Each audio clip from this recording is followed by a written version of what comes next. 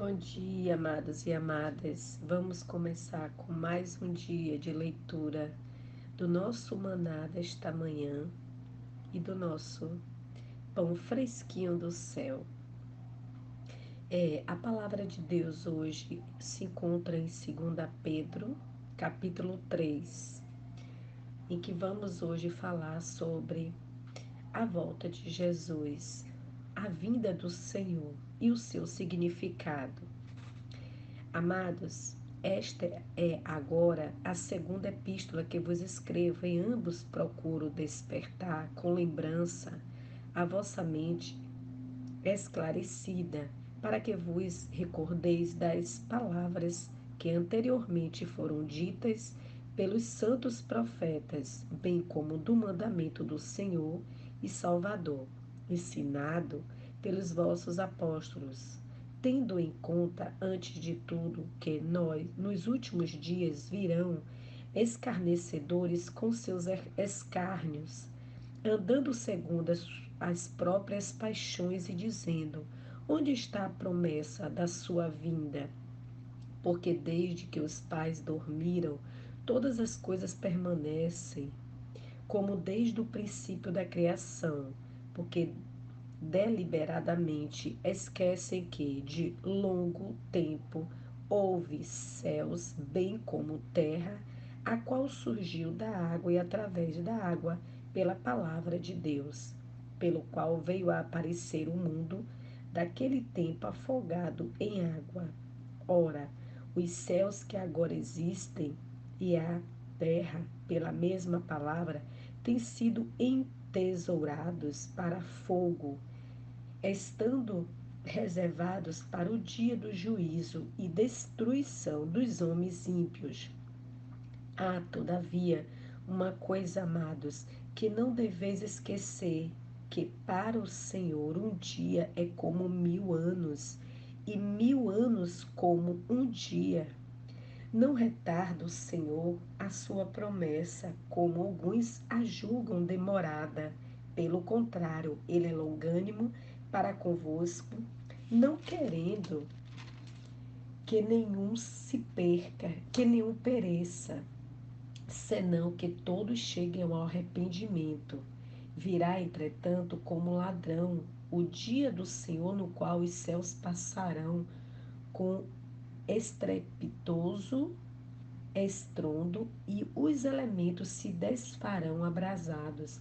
Também a terra e as obras que nela existem serão atingidas, visto que todas essas coisas hão de ser assim desfeitas. Deveis ser tais como os que vivem em santo procedimento e piedade, esperando e apressando a vinda do dia de Deus, por causa do qual os céus incendiados serão desfeitos e os elementos abrasados se derreterão. Nós, porém, segundo a sua promessa, esperamos novos céus e nova terra, nos quais habita a justiça. Estas coisas empenhai-vos por serdes achados por ele em paz, sem mácula e irrepreensíveis, e tendo por salvação a longanimidade de nosso Senhor, como igualmente o nosso amado irmão Paulo vos escreveu, segundo a sabedoria que lhe foi dada, ao falar acerca destes assuntos, como de fato costuma fazer em todas as suas epístolas, nas quais há certas coisas difíceis de entender, que os ignorantes e instáveis deturpam, como também deturpam as demais escrituras, para a própria destruição deles. Vós, pois, amados, prevenidos como estes de antemão, acautelai-vos, não suceda que, arrastados pelo erro desses insubordinados, decaiais da vossa própria firmeza. Antes, crescei na graça e no conhecimento do nosso Senhor e Salvador Jesus Cristo. A Ele seja a glória tanto agora como no dia eterno. A explicação aqui, amado, desse texto explica assim: A natureza não promove nenhuma segurança de que as coisas continuarão como sempre foram. O próprio Deus está no comando da natureza, ele julgará os ímpios e destruirá os céus e terra do presente com fogo, do presente com fogo. Zombadores estavam questionando a certeza do julgamento de Deus. Aqui diz que Deus vê o tempo de uma forma diferente da nossa. Um longo tempo para nós pode ser breve na perspectiva eterna de Deus, e um dia que parece inconsequente para nós pode ser como 1000 anos para o Senhor. A primeira linha de defesa de Pedro, que explica que conta os zombadores, foi ensinar aos cristãos a entenderem o tempo de uma forma diferente. Sua segunda linha foi assegurá-los de que a demora do cumprimento da promessa do Senhor não era por causa de sua indiferença ou impotência, mas por causa de sua misericórdia. Deus deseja salvar tantas pessoas quanto responderem ao chamado que ele faz. O dia do julgamento final não resultará em aniquilação da ordem presente, mas em uma completa renovação dela. O que será aniquilado será o pecado. Além disso, a nova criação será um lugar onde habita a justiça, um lar de alegria verdadeira para os filhos de Deus. Essa promessa dá aliança aos crentes e ânimo para permanecerem firmes na justiça até o dia do Senhor. Pedro termina em falsos mestres. O que significa falsos mestres? Que pudessem tirar vantagem de pessoas ignorantes e instáveis, distorcendo os ensinamentos de Paulo a fim de que a verdade de Deus se tornasse uma mentira.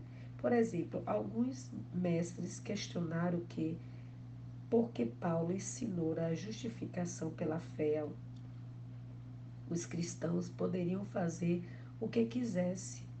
Eles argumentavam que quanto mais o indivíduo peca, mais Deus tem a oportunidade de demonstrar sua graça.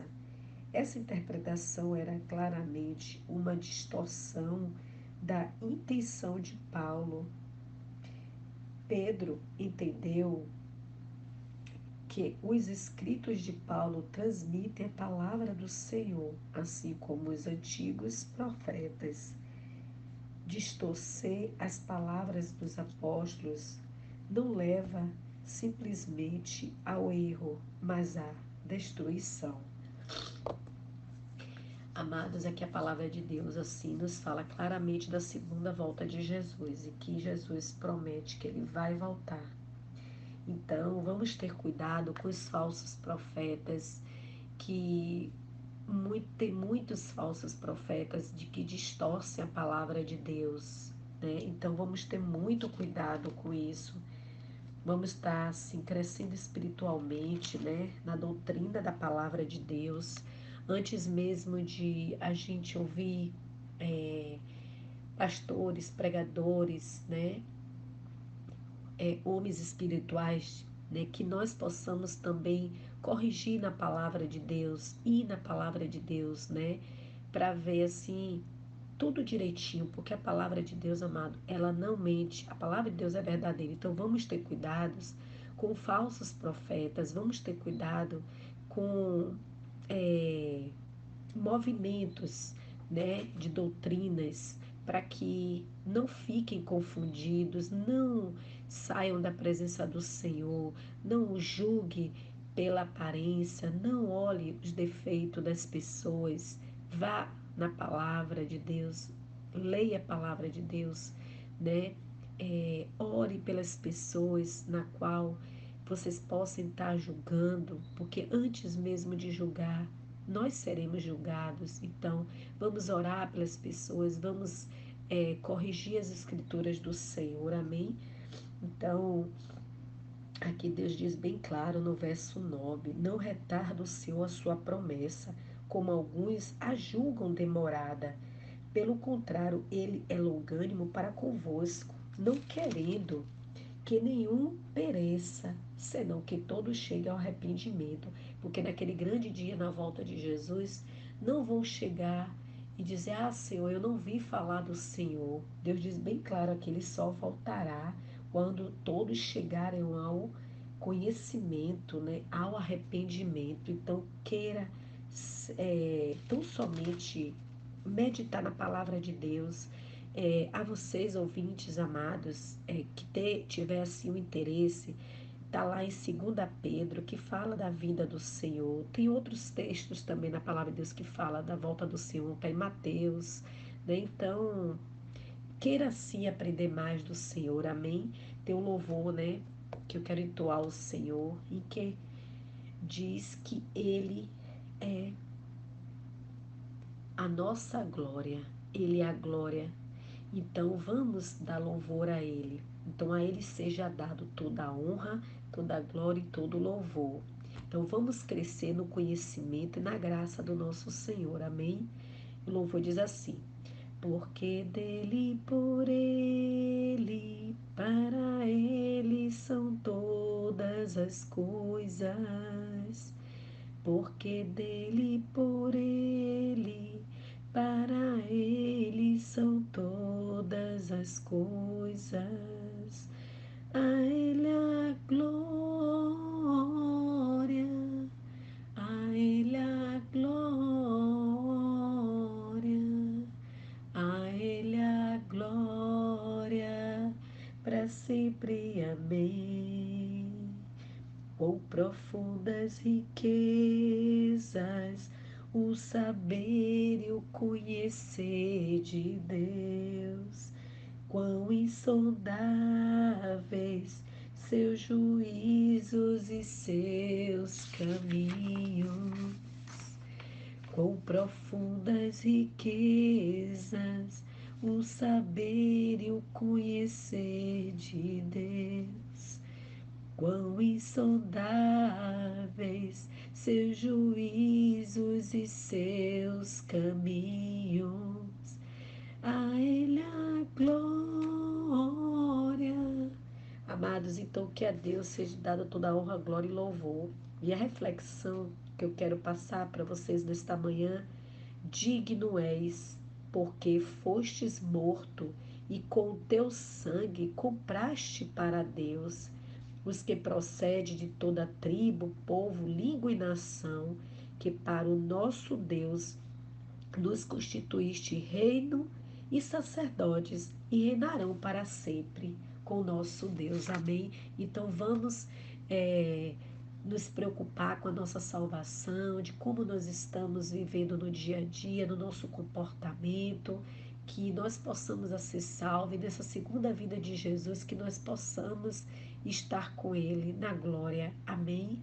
Então vamos acreditar tão somente nas escrituras da palavra do Senhor. Que Deus abençoe a todos e um bom dia.